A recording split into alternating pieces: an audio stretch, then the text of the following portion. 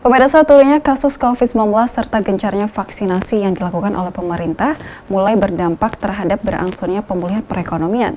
Salah satunya jasa perhotelan yang kembali bergairah hingga meningkat 50%. Menurunnya angka kasus COVID-19 di Kota Lubuk Linggau dengan status PPKM level 2, kini perekonomian mulai berangsur membaik. Selain angka kasus COVID-19 turun, saat ini pemerintah terus gencar melakukan vaksinasi secara serentak. Dengan menurunnya angka kasus COVID-19 di Kota Lubuk Linggau, kini mulai dirasakan berdampak pada mulai bergairahnya kembali tingkat okupansi perhotelan. Pengurus PHRI Kota Lubuk Linggau, David, mengatakan sejak ditetapkan PPKM level 2, kini masyarakat mulai beraktivitas keluar rumah, sehingga hal ini pun berdampak pada tingkat kunjungan ke hotel, di mana untuk saat ini kondisi jasa perhotelan maupun restoran mulai mengalami peningkatan kunjungan warga berkisar 50%.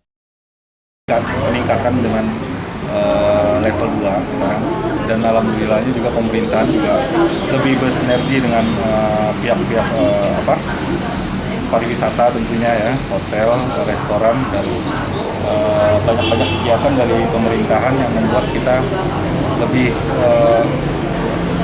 ada peningkatan omset gitu, dan okupansinya juga daripada PPKM kemarin agak naik. Terus saat ini berapa persen Pak sudah mengalami peningkatan hotel-hotel kita di Linggau? Adalah sekitar 50% lah. Artinya Pak, ini Pak David sekarang sudah mulai banyak kegiatan mulai. Alhamdulillah banyak kegiatan dari pemerintah ya, baik itu dari pemerintah kota, sekarang juga ada Ibu Pak Wali ya, Pak Wali dalam mengadakan acara perlombaan kuliner antar kecamatan alhamdulillah. Dan alhamdulillah juga di Hotel kita juga bersyukur dengan adanya kegiatan dari pemerintah setempat. Rajab Silambari TV melaporkan.